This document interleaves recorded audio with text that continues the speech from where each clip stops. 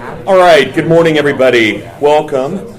Tuesday, January 21st here. Sorry, old radio habits. I got to tell you what time and what day it is. So I hope everybody's doing well, and thanks again. I thought last week was great. It was really so exciting to be able to teach this course again, and it really does energize me for all kinds of things, and hopefully it will be the same for you. This morning, what I want to do, so first of all, just a couple of housekeeping things. For those of you who are interested in my office hours, they're not going to have them today, but they'll start tomorrow officially. So normally it'll be Tuesday and Thursday right after this class, so 11 to 1 on Tuesday and Thursday, and then on Wednesdays from 12 to 1, and I'm just up in Delp 403. So I'm also, most of you know I'm pretty decent, not always perfect, but pretty decent on getting back to you through email. And if you need to make an appointment with me, that's great as well. But generally, Tuesday, Wednesday, and Thursday will be it. But again, not today. I apologize for that, but I'm teaching this. I don't know how many of you are seniors or if you have to take this. I'm teaching this capstone course for tonight. And I'm not ready in the least. I will be by 5:30. But yeah, I'm not yet. So anyway, I've got to do that this afternoon. So, but again, office hours tomorrow and Thursday if you want to talk. Okay, that's the only housekeeping thing I have right now, except please make sure that you're thinking about your paper for me for this class, getting an idea of who you might want to write about, what you might want to write about, the ideas that you're interested in. And I think I'd mentioned to you that I'm going to get you, and I haven't done this yet, but I'll get you all hooked up to the Dropbox that I have. And there's a lot of things in there that you can use. And I think for most of you writing your papers for this class, you'll be able to find some really interesting things in there that you'll be able to use for the class. And don't hesitate to ask me. I don't know where I'm at now. There was a moment where I prided myself, which of course is always sinful, but I prided myself on having more Christian humanist material than any other person in the world. And I think that's actually partially true. I've got it all digitized. But I also started getting letters from lawyers when I was putting them up on my website that I had no permission to do these things. So anyway, I've still got all the articles. They're just not public anymore. I guess I'm kind of afraid of lawyers. So anyway, but I do have them privately if you want. So lots of things. Almost anyone that I mention on the syllabus, I have writings by them. Used to actually make a habit of it. I used to go to Notre Dame once a month and just collect 3 or 4 articles every time I went there. They have just that library, that 14-story library, it's hideously ugly. But if you think about the books that are in there, it's about as beautiful as it gets, even though the architecture is pretty terrible. But you get Touchdown Jesus, right? I'm sure at least some of you know Touchdown Jesus from the football games, which is really obnoxious when you think about it. But Jesus, I think, is probably bigger than football. Some people might disagree. Paul Marino might disagree about baseball and Jesus. That would be interesting. Is his true religion Catholicism or the Yankees? Anyway, these are immortal questions. Okay, so what I want to do today is I want us to finish up what I was talking about on Thursday and think about this inheritance of the Logos. And then we're going to switch. We're going to go to Friedrich Nietzsche. And I want to talk a lot about what Nietzsche is and what he represents and why he's so important in this class, not as a humanist, but as the ultimate kind of anti-humanist. And it's going to be very hard for any of us when we're reading later on, when we're reading T.S. Eliot, or we're reading Chesterton, or we're reading any of these great figures. Nietzsche's shadow, for better or worse, and I find the guy absolutely fascinating, but his shadow hovers over everything in the 20th century to the point where I think I'd be willing to say, and maybe I'll say this a little bit tentatively, but as a historian, someone who's been practicing history for almost 3 decades now, Nietzsche strikes me as one of those figures that probably 500 years from now, people will read about Marx because of the Soviet Union and because of China, but I think Nietzsche will be the figure that they really look to understand the 20th century. So there are people like Marx and Lenin who've made a bigger splash, but I think ultimately Nietzsche will be the long-run figure who represents a lot of things. So I'll get to that in just a little bit, but not quite yet. So last week as we were talking, I had mentioned that there are 2 ways to think about Christian humanism if we're trying to define it. One is the really simple way.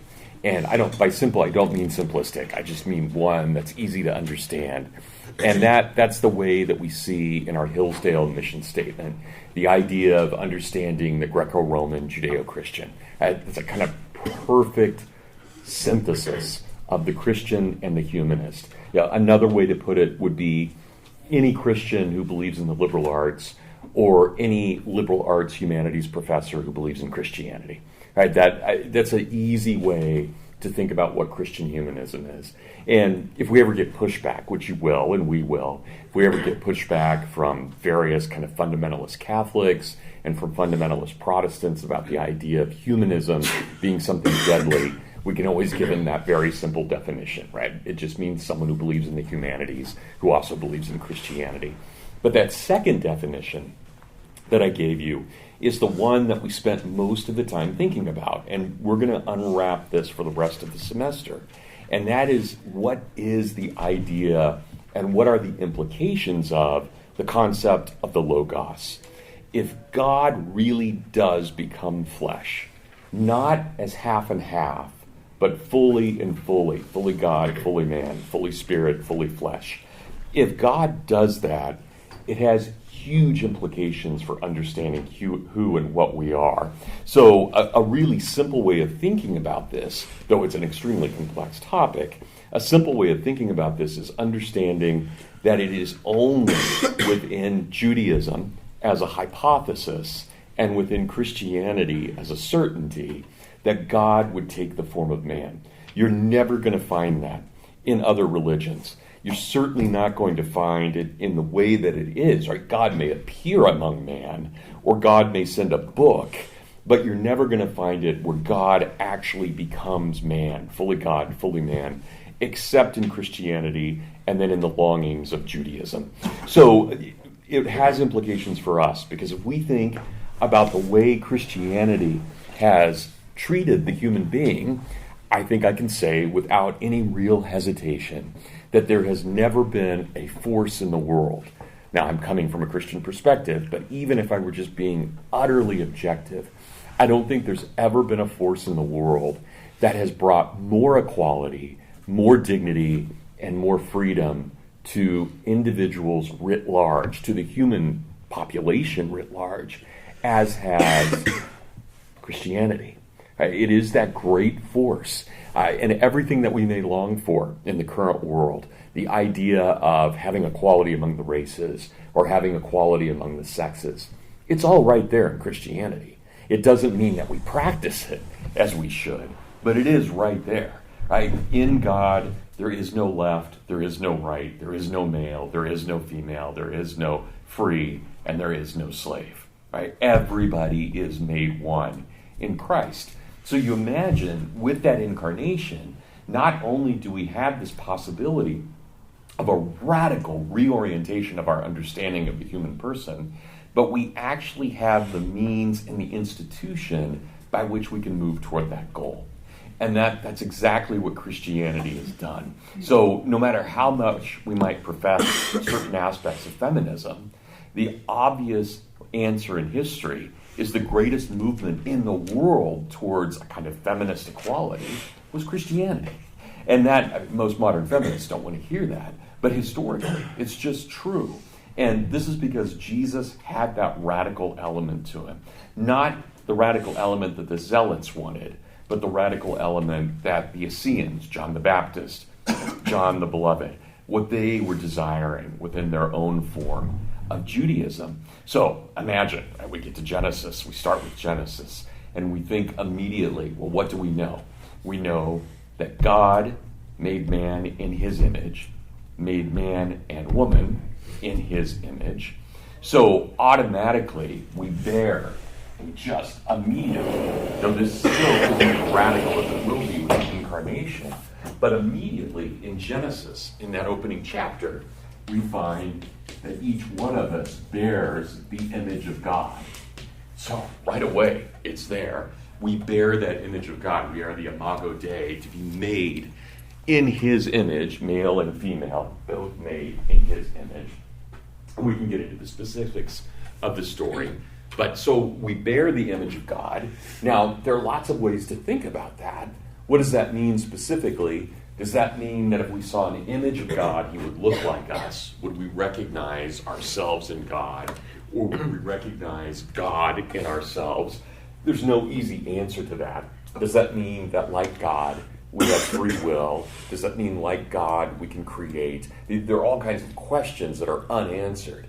But the questions that are asked are fascinating nonetheless. What happens with the Imago Dei? And then, of course, we find out very quickly that God wants us to be a steward. So we have agency, serious agency. We know that when God looks upon man, he says man is very good, not just good, like everything else. So we bear his image, we are a steward, and we are very good. And then we have yet one other thing that we define ourselves by. Immediately, woman is created, and we have the institution of marriage. So our very first institution in all of history is the institution of marriage. It's pre-political, it's pre-economic, it's pre-cultural in every way. The family is superior to all of those things. And then we jump forward many thousand years, and what do we have? We have the incarnation. Not only does Christ bear the image of God, he is the image of God. He is the living image of God. So that's why the implications of this matter so much. We're not accidental. As Aristotle would say, nature makes nothing in vain, but as Thomas Aquinas later added, but only grace perfects nature. So nature makes nothing in vain, but only grace perfects nature. And we get to that idea of it is the incarnation. And there's something about the incarnation that makes us special in a way that we weren't even special in Genesis. So we're already incredibly special in Genesis. But by the time we get to the incarnation, I would never say that we're gaining equality with God. That's not a way to think about it. But we're certainly gaining a higher status with God than we had prior to that. And that light, think about John 1:9. It is the light that lighteth up every man. So it is, if you can imagine for a moment, and I don't want to get too much into the Trinity, not because I don't love the Trinity, but because nobody understands the Trinity. You would have to have been given the ultimate mystical vision, maybe like Dante did, maybe. That's a matter for debate, but let's assume, just for the sake of argument, he did.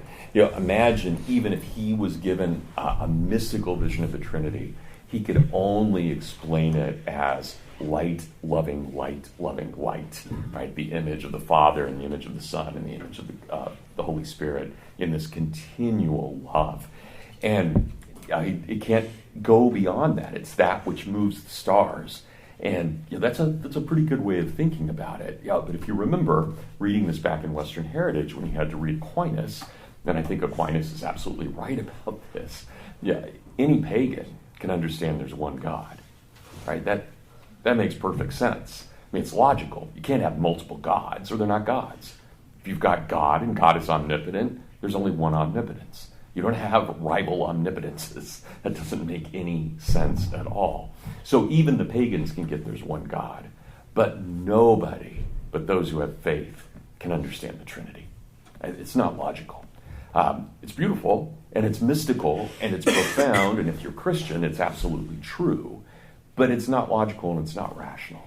Right? Three persons in one God. That is just beyond our comprehension. Yet again, we can believe it, but we don't really understand it in any kind of logical way. And that's part of the human condition. So one way I like to think of God, if we think about the incarnation itself. Now remember, from a Christian perspective, the Bible is the Word of God. It is not the image of God. Right? That is really important. It's not the Quran. Right? The Quran for Muslims is the image of God. Right? The direct image of God. For Christians, it is the Word of God, absolute, infallible, but it is not God by any means. So I like using the image of a book Because if you think about the Logos, if, for example, and this is not the Bible here, this is just a book by a great scholar, Paul Elmer Moore, but if you look at any book, you imagine what God can do. God is the author, but at any moment, he can go to any page. Right? And the incarnation is like that. The incarnation is essentially, if it is the light that lighteth up every man, it doesn't have to just start in the middle of the story, even though within time, Jesus comes in the middle of the story. But from the perspective of eternity, you can move into time at any moment. So you can go to the past, or our present, or the future, whatever it may be. So we've got to be very careful in this class that we don't think of time as merely linear. As one scholar, and I think I said this last Thursday, but kind of famously said, history is just one damn thing after another. Right? It's not the way we can think about history. History has to be seen as a whole, but it has to be seen as a whole because we're imagining it from what it looks like outside of time.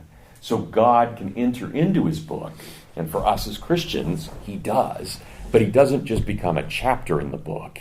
He sanctifies the book itself. He sanctifies time and allows for humanity, opens the gates of heaven for humanity.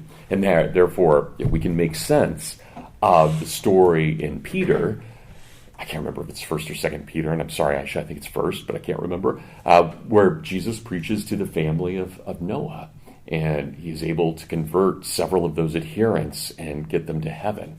Well, that makes no sense at all, unless the incarnation can move throughout time and is not beheld or beholden to time. He is the master of time. He is not the servant of time. So keep that in mind. So I wanted to read one more passage from Scripture for all of us. Last week, of course, we read John, but I would also like to read from St. Paul's letter to the Colossians. And in this, as he's speaking to the Christian church there, he explains, and I think beautifully, he explains what the meaning of the incarnation does for history itself. But not just history. History is understood by the absence of history and understood by eternity. So how do we see it? And I'm going to just read this whole thing, not all of Colossians, but chapter 1, verses 10 through 20. I want to read it because I think it does, in some ways it's jarring, because most of us would think, I think by Christian teaching, that it's the resurrection that demonstrates God as the ruler of the universe. But Paul actually says it's the exact moment of Jesus' death on the cross where he reveals himself as the ruler of the universe. So it's that Friday at 3 rather than Sunday morning at 4 that seems to... Now, they have to both go together, right? There can't be a death without a resurrection. So in one way, it's almost false to try and make two different things out of it. But this is how Paul puts it, right? It is that moment on the cross. So as Paul writes, St. Paul writes in his letter to Colossians, again, this is chapter 1, verses 10 through 20, that you may walk worthy of God in all things pleasing, being fruitful in every good work and increasing in the knowledge of God, strengthened with all might according to the power of his glory in all patience and long-suffering with joy, giving thanks to God the Father, who hath made us worthy to be partakers of the lot of the saints in light, who hath delivered us from the power of darkness and hath translated us into the kingdom of the Son of love, in whom we have redemption through his blood, the remission of sins, who is the image of the invisible God. Now think about that, the image of the invisible God. Right? So already we've been talking about man bears the imago Dei, but now we actually have the image of the invisible God, the firstborn of every creature. For in him were all things visible in heaven and on earth, visible and invisible, whether thrones or dominations or principalities or powers. All things were created by him and in him. So he's not saying anything different than what John said in those first 14 lines to his gospel, but we're getting it at a much broader and a very symbolic level here. True, but very symbolic as well. These layers that are amazing. And he is before all, and by him all things consist. And he is the head of the body, the church, who is the beginning, the firstborn from the dead, that in all things he may hold the primacy. Because in him it hath well pleased the Father that all fullness should dwell. So it's not just the image, but the image made flesh, right? All fullness. God being fully man, Jesus being fully man and fully God. And then we get to this critical part, verse 20, and through him to reconcile all things through the blood of the cross, both to the things that are on heaven and to the things that are on earth. So at that moment when Jesus dies, right, that moment on the cross, that submission, God the Father accepting the submission of God the Son, it's that moment that all of heaven and earth, all of time and eternity become one. And they can never be broken apart again. Right? This is inevitable. So this becomes this incredible moment. And that's what, when we get into these guys this semester, again, whether it's Russell Kirk or T.S. Eliot, or even some of the people who aren't that faithful in their own beliefs, in their own understanding of religion, like Leo Strauss or Eric Voegelin, they're still absolutely beholden to this image of the incarnation. And it really does become, I think in many ways, not many ways, in every way, it becomes the great standard of a defense of humanity in the 20th century. So I'm sure you're all familiar with this, and you had to have been taking American heritage. But when we look at the 20th century, we'll get into this a lot later, especially as we get into Solzhenitsyn and some others. The 20th century was, without question, the single most violent and bloodiest century in the history of the world. Nothing has come even close to what we saw in terms of death in the 20th by unnatural causes in the 20th century. And we've got to figure out, why does that happen? Why does that emerge? And it'll also help us understand why we get these people who argue things such as, until we recognize the dignity of the incarnation and the dignity of the human person, because of the incarnation, we're going to keep having these holocausts. We're going to keep having the gulags and the killing fields. This is going to be unending. So we have to be able to counter the idea of man as a means to an end with the idea of man as an end in and of himself. And that can only happen through incarnational theology and philosophy. Only there can we fully understand the dignity of the human person. Right? That becomes the essence of Christian humanism. So are there any questions about Paul, or at least my take on Paul, which I realize, we're coming from different denominations and we're going to have different ways of thinking about it. That's healthy. But anybody, yeah, Peter. So just to clarify, this passage from Paul you just read where he talks about the moment, Christ's death being the moment that heaven and earth are made full. Does that go back to the idea from the Greeks that the logos is the primary, the first substance that broke apart, and now we're trying to make it whole again? And hereby saying then that because God is the logos, that gives us a special dignity that you can't find in other religions. Yes, absolutely, Peter, and that's extremely well asked. And the intent behind it is great. So what this means, of course, we think about Paul. Paul is a Hellenized Jew, right? And he's a Roman. So you've got all those three things put together perfectly in Paul, much like Jesus, right? But Jesus is obviously bigger because he's fully God and fully man. But Paul, culturally, is very similar to Jesus. So he's a Hellenized Jew in Rome who converts, obviously. And a lot of what Paul is arguing is very deeply philosophical. And I think, at least from my reading, unquestionably, he's answering the Greek questions going back to Heraclitus. Why did this stuff fall apart? What does it mean that it's fallen apart? Can it come back together again? Are we trapped in cycles? And Paul's answer is, no, we're not trapped in cycles. There's nature, and then there's grace. Grace will always take us out of the cycles of nature. Grace can always break the bounds of the universe. It can break the bounds of time. It can break the bounds of matter. It can break the bounds of creation itself, because it goes beyond that. So yeah, Jesus becomes the first principle. he becomes the right stuff in all kinds of ways, the primary stuff, but also animated and alive with free will. So, yeah, absolutely. And so the interesting thing is, and I realize most of us, we read Paul and we do so from a deeply religious perspective, and so we're looking for the theology in it, and we should. But there's also something deeply philosophical about Paul and John.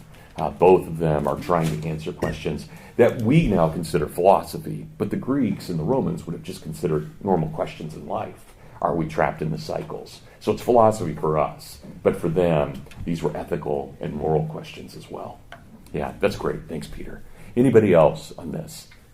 If not, I want to draw from one other person in the ancient world. So last week, if you guys remember, and I loved doing this, but we got to talk about Virgil, and I'm always happy to talk about Virgil, and think about what he wrote in the Eclogue, and especially in his understanding that the King of Kings would marry the Virgin, and as the seeress told us, they would bring forth a golden child who would usher in this age of reason, this age of happiness in which sin was abolished, and all of the past crimes of the earth would be washed away. Now, that's incredible for a pagan. What we find in Virgil's time, and there were several people who thought like he did, but at the time of Virgil, so in that 50 to 100 years right before Christ is born, there is a lot of discussion among the Stoics, so capital S Stoics now, the actual real Stoics, as they're talking about if God or the Logos were to redeem the world. Remember, the Stoics' God is the Logos. Right? That's their term for God. He is the natural law, the first principle, right reason, the Logos. As the Stoics are talking about it, they really are thinking about the possibility of an incarnation, which is stunning. Because, again, we're only going to see it in Christianity and with hints of it in Judaism. But the Stoics, as philosophers and as moral and ethical people, are thinking about this question as well. And one of the persons whom I love dearly, and I think everyone at Hillsdale should at least have a deep respect for him, is Marcus Cicero. Cicero, who, of course, is the great martyr of the Roman Republic. Cicero, who's beheaded by Mark Antony in 43 BC, really the last great figure standing for everything that mattered in terms of the Republic. And if you guys remember, those of you who had me for Western Heritage, you'll remember. But if you remember when Cicero dies and Mark Antony cuts his head off, or his men do, and Mark Antony orders the head and the hands to be nailed on the podium in front of the Roman Senate. And then Mark Antony, in very George Lucas, Star Wars fashion, gives this Palpatine-like dirge about the old republic and the beginning of the new republic. And of course, it's this transition from republic to empire. But in reality, unlike in Lucas's vision, in reality, strangely enough, we have the testimony of almost 400 of the 600 senators present at that, in which they watched Mark Antony give his speech. They said, and we have this recorded at least in Plutarch, the idea was that as the senators were trying to watch Mark Antony, they couldn't see him. There was a cloud in front of him. So he's at the Senate podium. He's giving this speech about the death of the old republic, and he has on the podium the head and the hands of Cicero. The head, the reason of the old republic, the hands, which wrote diatribes against the rise of the empire, right, the Philippics. So you've got to have both, the head and the hands. And the senators said that they could not see Mark Antony, but instead had this vision that was coming off of the head of Cicero, of Mark Antony in eternity, in hell, in pain. Right? That's, as a historian, I cannot verify that. But as a historian, I also can't deny it. You have the testimony of about 400 senators claiming they saw this. Cicero matters in some way. Maybe not quite in the mystical way that Plutarch gives us, but he matters. So here's what Cicero writes in one of his last dialogues. And by the way, this is we're not going to do this for this class, but any of you who study American history, or if you study history at all, really one of the great dialogues, and it only takes you about 2 hours at most to read, is Cicero's On the Laws. It's just incredible. I think it and On Duties, you guys had to read parts of On Duties for Western Heritage, but it and On the Laws, On Duties, On the Laws are both just spectacular in every way, and really, I think, a beautiful understanding of what it means to be a citizen of the universe. But this is how, when Marcus Cicero was talking about the laws, he means here the law in the sense that the Stoics mean it. So remember, as I mentioned last week, he is not a Stoic. Cicero is what was called, and you guys don't need to know this for this class, but in case you're interested, he was called a new academician. And that meant that he was basically eclectic or skeptical about certain things, and he didn't want to align himself with any one dogmatic school. But as he got older, and he was thinking about the nature of the Republic and thinking about the nature of humanity, he became very taken with the Stoic beliefs of the gods and the God, the Logos, and also the Stoic concept of morality and ethics. So he adopts their version for his dialogue on the laws. So Marcus says, "Then Atticus, will you grant me that all nature is ruled by a force or nature or reason or power or mind or will, or whatever other word there is to indicate more plainly what I mean, that is, by the immortal God? If you don't accept this, then I will have to make a different starting point for my case." Atticus, yeah, he's not going to mess with Marcus. Okay, yeah, that's fine. That's great. Marcus says, "Then you won't have to wait long. I will explain exactly what I mean. This is its relevance. This animal, who is provident, perceptive, versatile, sharp, capable of memory, filled with reason and judgment. We will call this animal the human. And he was endowed by the one supreme God with the grand status at the time of his creation. Man alone of all types and varieties of creatures has a share in reason and thought, which all others lack. What is there not just in humans, but in all of heaven and earth more divine than reason? When it is matured and come to perfection, it is properly named wisdom. And therefore, since there is nothing better than reason, and it is found both in humans and in the one God, reason forms the first bond between human and God. And those who share reason also share right reason. And since that is the law, we humans must be considered to be closely allied to the God by his gift of law. Therefore, those who share the law also share the procedures of justice. And those who have all of these things in common must be considered members of one community, all the more so because they obey the same command and the same authority. Moreover, they do obey the celestial order, the divine mind, and the one all-powerful God, so that this whole cosmos must be considered to be the common state of God and humans. Now, that really matters. Obviously, this is about 50 years before Christ is born. But what Cicero is arguing is that this idea of reason, logos, this idea is what holds everybody together. It is the language that allows you and me to speak to one another.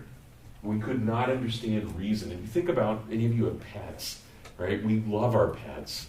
I've got 5 cats, crazily enough. We're that family. And we have a dog. And yes, they can be really annoying at times. But they're annoying because when I try to explain to them why they should not do what they're doing, they do not listen to me. We don't have the same language at all, right? And yet when Nathaniel does something that annoys me to no end, I can at least talk his ear off and explain why he's wrong. Now, whether he listens or not is something, we have to debate. But regardless, we speak the same language. And that's what Cicero is telling us. We speak the same language as one another. We do not speak the language of animals. They do not speak our language. However, we do speak the language of God. And God speaks our language because it is his gift to us. So that, again, in this kind of incarnational way, reason becomes something more than just an idea.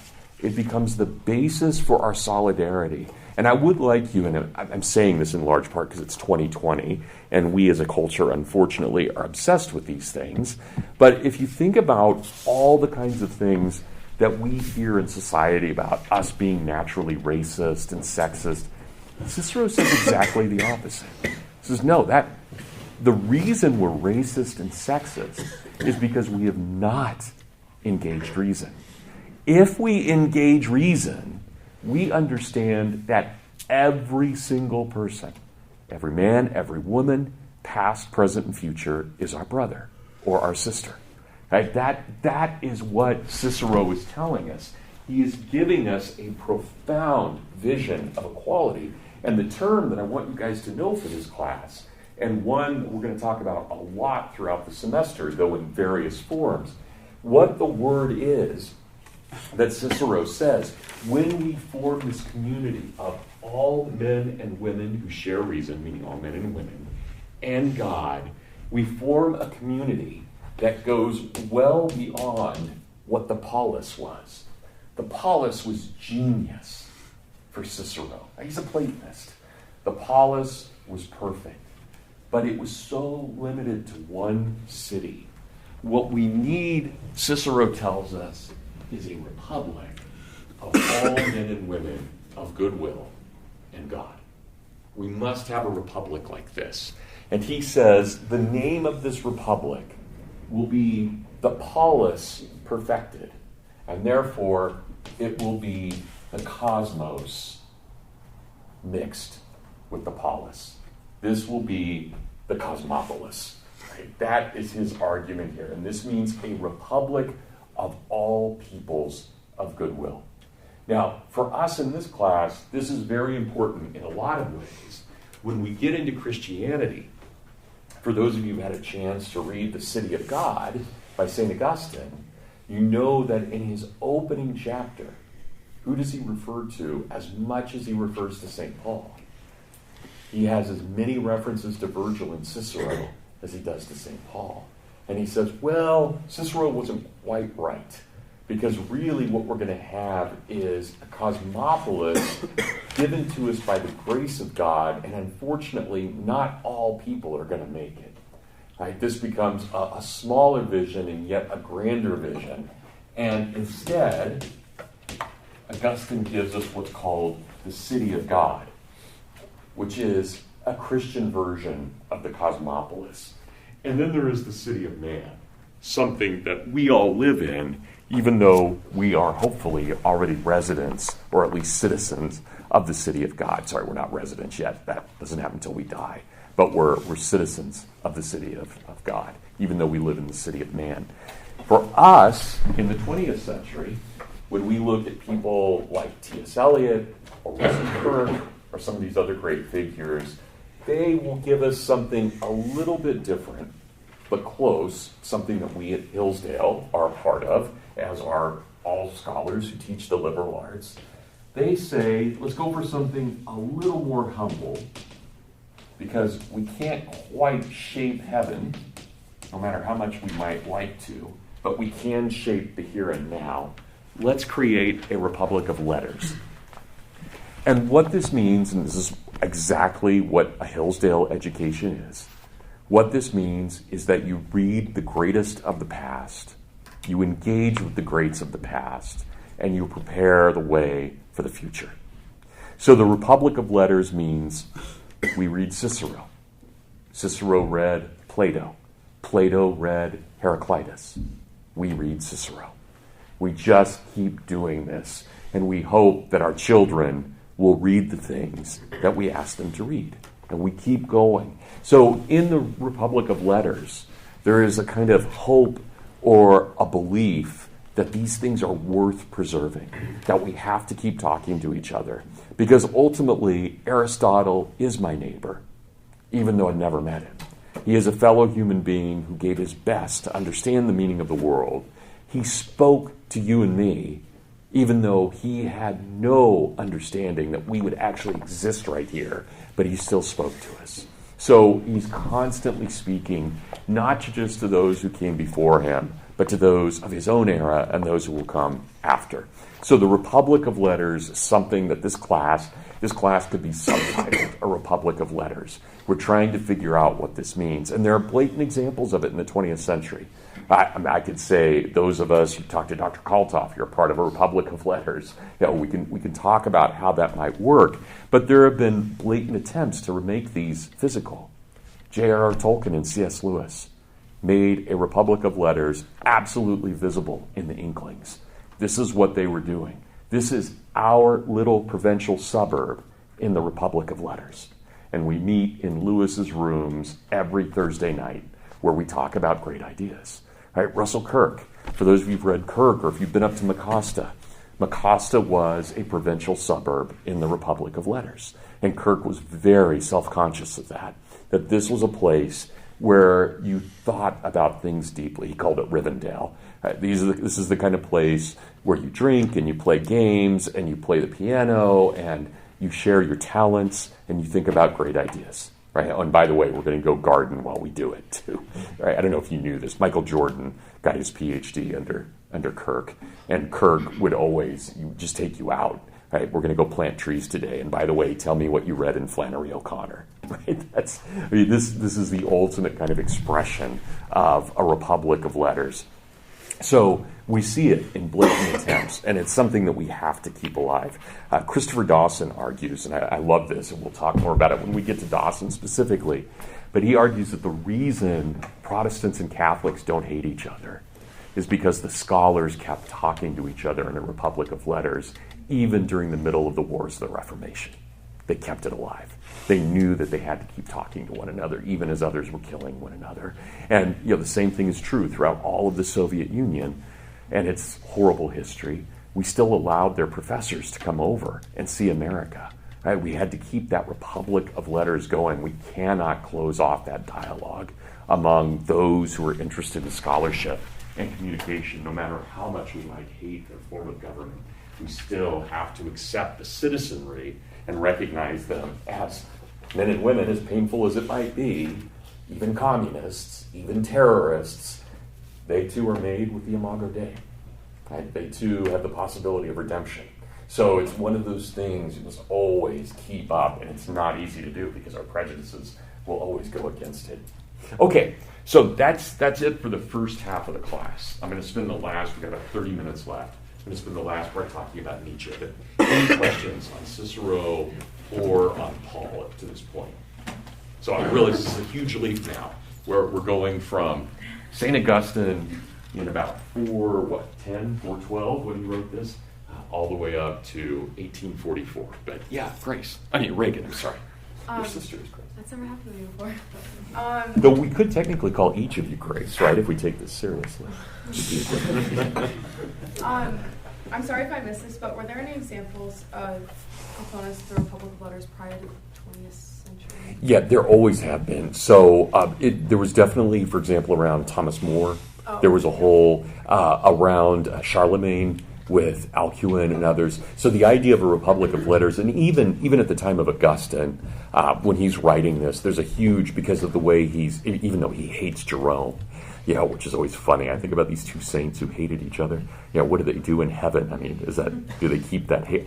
They can't, right? They can't keep that hatred up, but they've got to do something. They're in their dialogue. They're having it as well. So the Republic of Letters, it's a term that we throw around a lot in the 20th century, but it's always been around. And frankly, it's interesting. You guys, I'm sure many of you know Dr. Smith. Steve Smith's a very close friend, and he's done the best work anywhere in the world on Thomas More.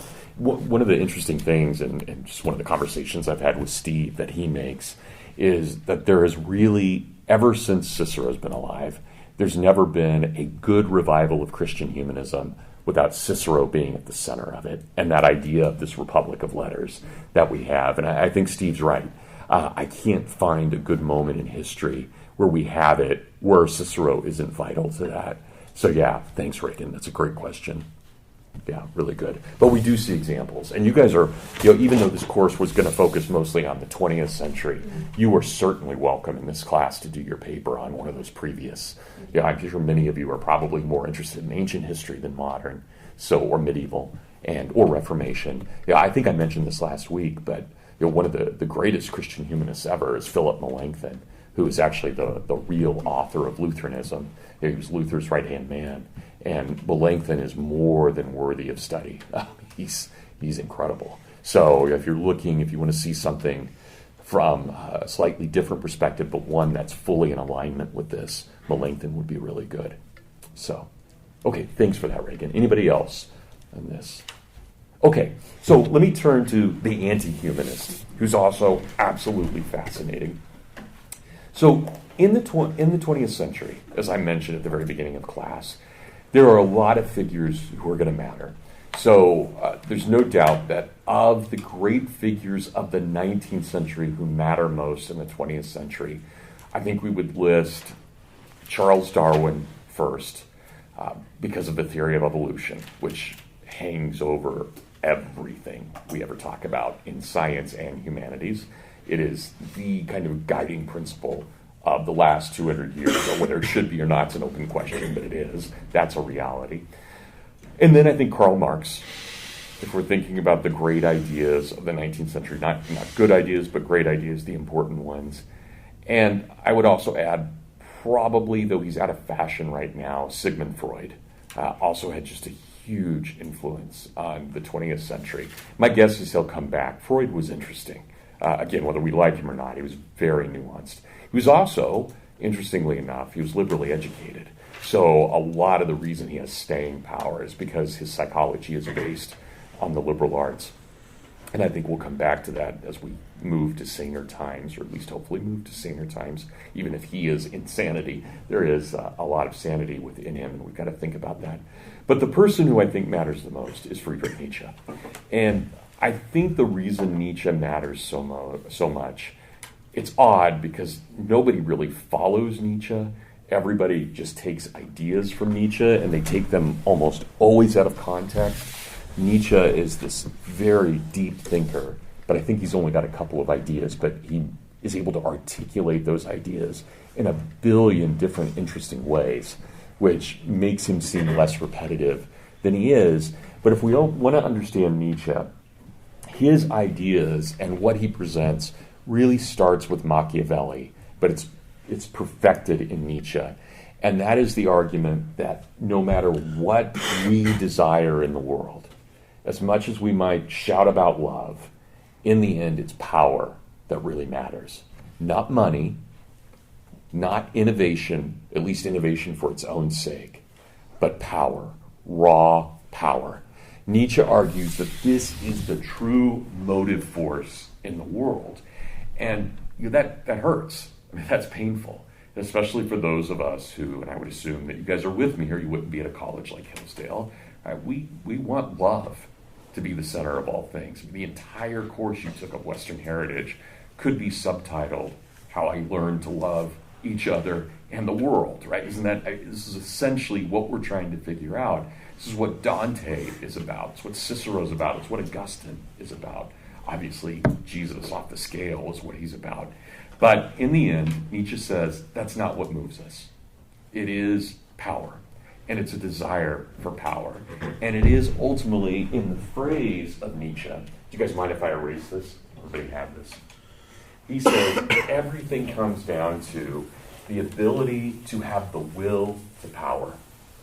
So he believes very strongly in the old pagan understanding of free will. Nietzsche's understanding of willpower is essentially that of Beowulf, even though Beowulf's a good guy. Right? Nietzsche, we can move the world, not by faith, but by power. Everything is determined by power, and it is specifically determined by our will to power. So what Nietzsche argues is that everything that you guys learned in the Western Heritage, everything I teach in the Western Heritage, is simply false. So if, for example, I take someone like Michael and we talk about how he's developed as a person, every time we've taught love or we've taught morality or we've taught ethics, all I've done is put huge weights on Michael. I've made him less of a human being by teaching him equality, by teaching him love, by teaching him human dignity across the species, all I've done is weighed him down. I may have called it armor, but in fact, I've just made him closer and closer to the mush of the ground. And what Nietzsche wants is a radical individualism, radical beyond belief, and a radical inequality. So he wants us in every way to be so superior to the person next to us. And he wants that person to be superior to the person next to him. But he only wants an equality of superiorities. Not superiority, but superiorities, in which we fight it out. So real progress in society, real change in society, comes from taking the shackles and the weights off of a person and allowing them to become fully what they're meant to be. Now, some of this language is not unheard of. Right? For those of us at Hillsdale, we like individualism. But what Nietzsche's doing is he's making a god out of it. It's not, oh, God has given me certain talents, therefore I must exercise them because they are different than the talents my neighbor has, but ultimately it's for the common good. That's not what Nietzsche is about. Nietzsche is about the superior man, what he called the Ubermensch, basically the overman, what we translate sometimes as Superman, but I like Clark Kent, so I don't want to get too confused with that. It's not quite the same thing. But he wants us to develop these incredible tendencies towards excellence, but excellence not in the way that we think of sharing that standard with others, but of dominating others in some way. So this is the will to power for him. And everything that we've taught you at Hillsdale, Hillsdale itself would be the ultimate institution of evil for someone like Nietzsche, because all we've done is burdened you with ethics. We've burdened you with what ifs, and wouldn't it be nice? We're basically, in Nietzsche's eyes, we'd be a bunch of hippies. Right? That we're just a bunch of fun-loving hippies who have no real purpose at all. So everything has gone wrong since Judaism and Christianity. And this is one reason when we look to the Nazis, and I don't want to, I know there are scholars who will blame everything in the Nazis on Nietzsche. I think that's unfair. I don't think Nietzsche would have thought much of the Nazis. He would have thought they were a bunch of idiots, frankly. But there's no doubt that people like Adolf Hitler, who did read Nietzsche, that he took from Nietzsche the idea that what do the Jews and the Christians do to you? They make you weak because they teach you these stories about morality. And therefore, they crush you. They don't make you better. They crush you. They weigh you down. And so we have to throw that off. And I hope you guys all know this. But, of course, Hitler hated Christians as much as he hated Jews. Just Jews started it all. And they're an easier target because of the way they were living in ghettos and so forth. So they were an easier target for him. But 21 million people died in the Holocaust camps. And about 5.5 million of those were Jews, which means a lot of them were not. And they were Lutheran and Catholic who were being executed as well. Michael, our guinea pig. Was he an atheist then? Nietzsche? This is a very good question. So let me try and answer that, and I'll read to you what he says about Christianity. Nietzsche's dad's a Lutheran minister, and he hates his dad. Absolutely hates his dad, and he's brilliant, right? I mean, his dad's brilliant, but Nietzsche's brilliant. I mean, he's one of the smartest guys, I'm sure, ever to have been born. And he hates his dad, and in between ages 12 and 14, he makes this decision. He has to decide, do I want to follow my dad, or do I want to make my own path? And he very clearly decides he wants to make his own path. And so he rejects everything his father has taught him. So is there a God?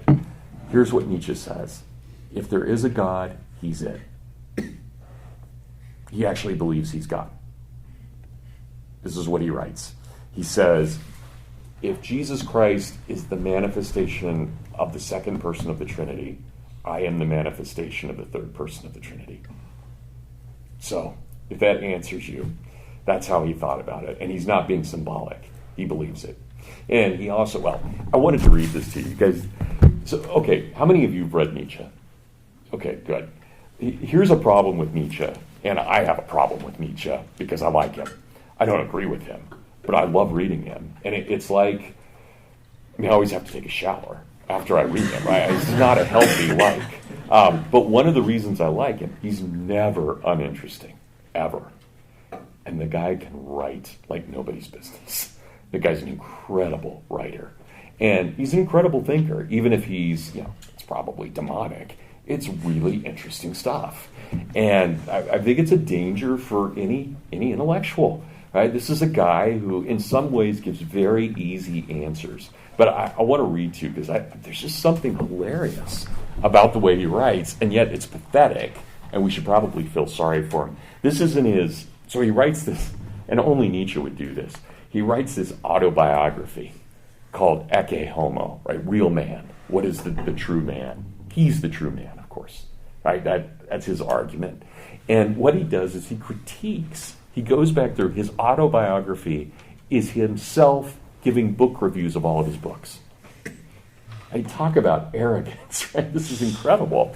And this is what he says about his book on Zarathustra, which was a play that he wrote that dealt with the Persian god of, it dealt with Persian Zoroastrianism. Within my writings, and especially within Zarathustra, this book stands by itself. I, with this one book, have given mankind the greatest gift it has ever been given. It is with a voice that speaks across millennia. It not only is the most exalted book that ever has existed, the actual book is made of the air of heights. The entire fact of man lies at a tremendous distance beneath this book. It is also the profoundest book ever written, born out of the innermost abundance of truth, an inexhaustible well into which no bucket descends without coming up filled with gold and goodness. You guys should put that on my tombstone. The guy's insane. Right? And yet, he believes this. Right? He believes this completely. And so here he is, this greatest gift, as he sees it. Shelby. So does he actually, does he believe that he is, the one best thing? Or does he believe that each person should act as though they are the best, and then, the actual best will win out? That's a very good question. He does believe, and he by the way, he hates women. You should know that from the beginning. He says the only time you should ever deal with a woman is when you're carrying a whip. Right? So, you take that any way you want, right? And he actually starts off one of his books by saying, it's time to slap a woman and then get serious. And that he's horrible about this. He's horrible about a lot of things, but especially about that. So when he talks about equality, he is talking not about excellence. He is talking about men, males, right? Not the human species, but males. And talk about a reversal of Christianity, right? It's a huge reversal. But he's reversing that. And he is never totally clear about whether or not he wants all men to be pursuing this, if he's kind of leading the way, or if he only expects a few. The chances are good, and I'm not a Nietzsche scholar. Actually, if you want, take James Stevens. He's an absolute expert on Nietzsche here at the college, and great guy. But when you look at Nietzsche, the normal understanding of him is that he's saying that a few men will arise in the history of the world. People like Alexander the Great. But he doesn't like Alexander. He respects Alexander because Alexander showed what it means to be powerful, but he dislikes Alexander because Alexander made those under him conform to his will. And so he actually argues that Jesus is just another Alexander. Jesus is this figure with incredible power, but what did he do with it? He taught us all to love one another, and therefore he's an evil figure in history because he had all the right gifts and he used them for all the wrong reasons. Right? He did horrible things with them, according to Nietzsche. So he even talks about there are two really great figures in history, Alexander and Jesus, and they both blew it.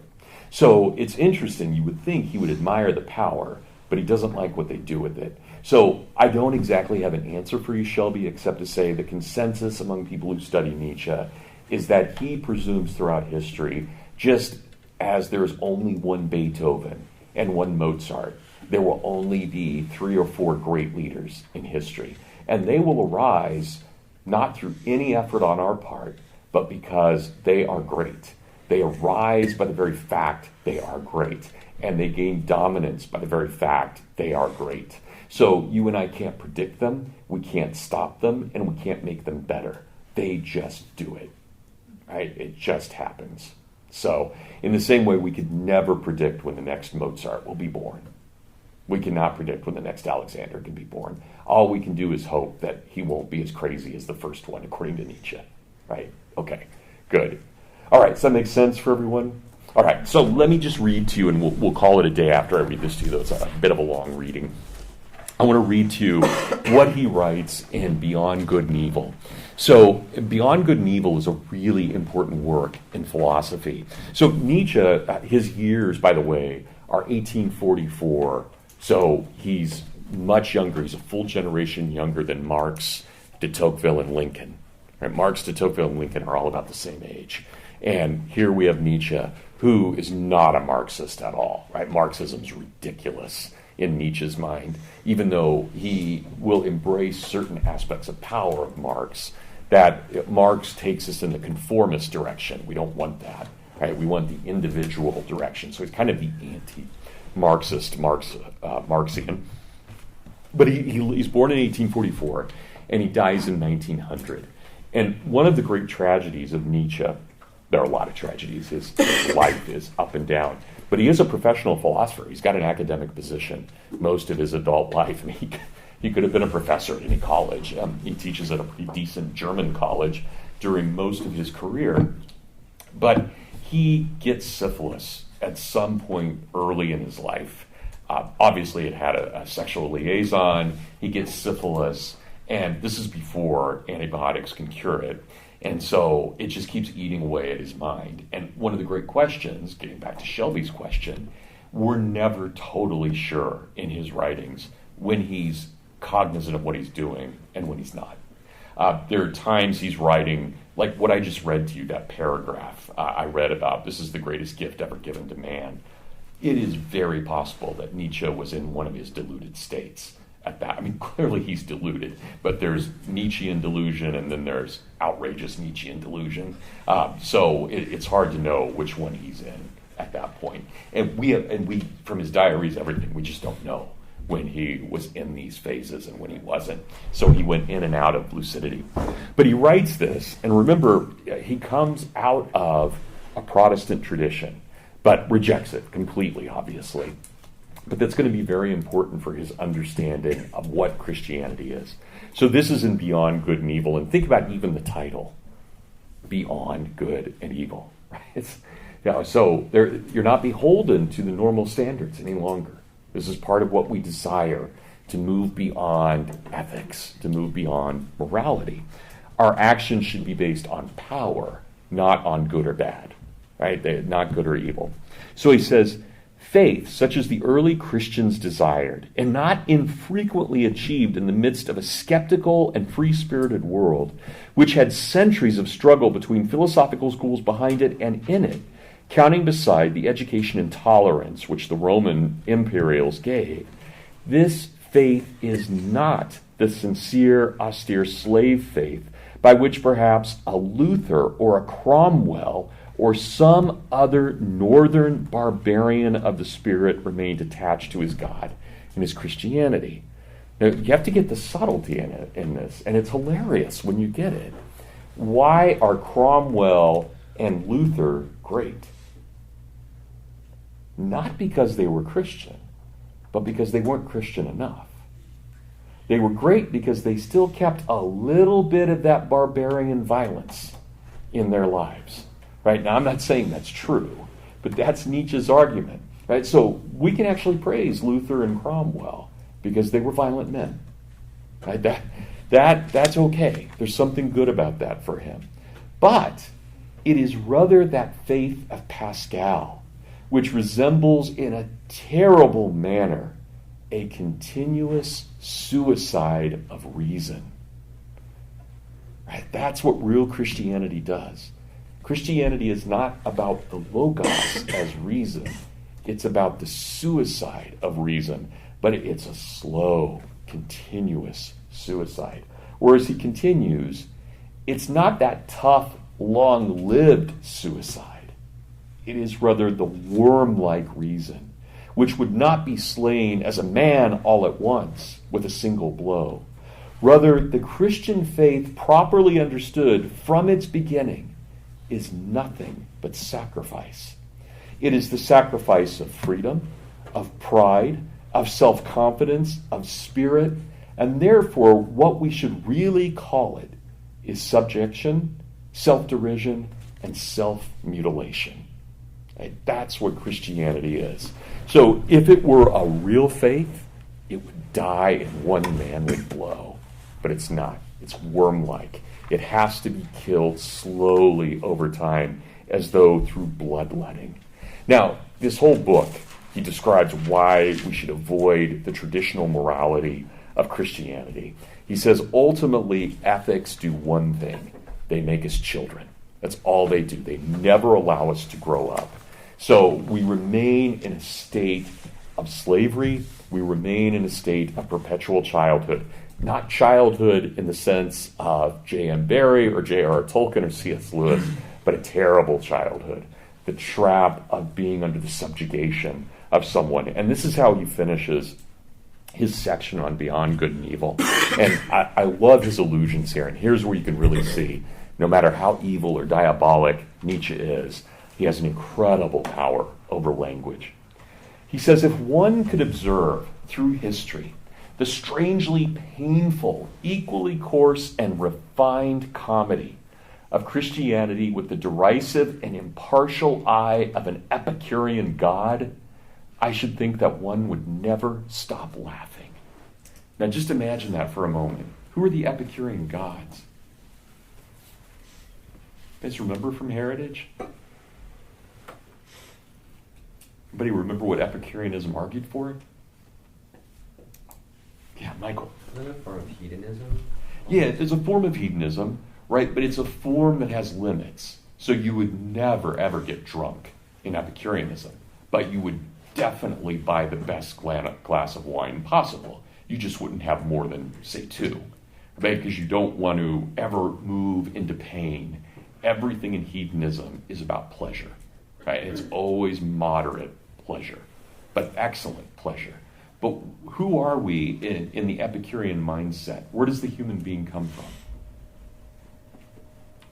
But Adia? Weren't they atomists? Yeah, we're just atoms, right? That's it. Chance atoms come together for a moment. We live, they fly apart. Are there any gods? There's no God. Right? This is a pretty funny joke on Nietzsche's part. Let's imagine we're Epicurean gods. There are no Epicurean gods, right? So how are we? Well, he's just being funny about this. But then he says, would it not seem that a single will has ruled over Europe for 18 centuries in order to make a sublime abortion of man? Just think about that language. What has Christianity done for 1,800 years? A beautiful abortion. It's all we are.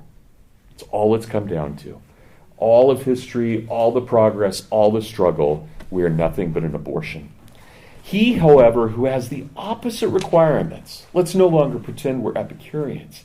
Instead, let's imagine we're a god with a divine hammer in our hand. Who's that? You guys should all know this one. This is all over popular culture.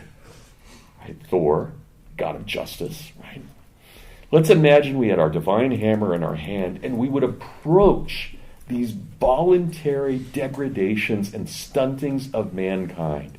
If you were the god Thor, would you not cry out in rage and pity and horror, you bunglers, you presumptuous, pitiful bunglers, what have you done? What have you done to this finest stone man? You have hacked it. You have botched it. What did you even presume to do to it? And I would think that Thor would understand that Christianity is the most portentous of presumptions that has ever existed.